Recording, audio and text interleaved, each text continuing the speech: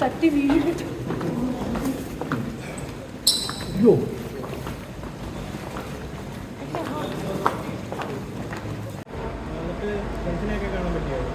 ആ കുറച്ച് പേരെ കണ്ടു.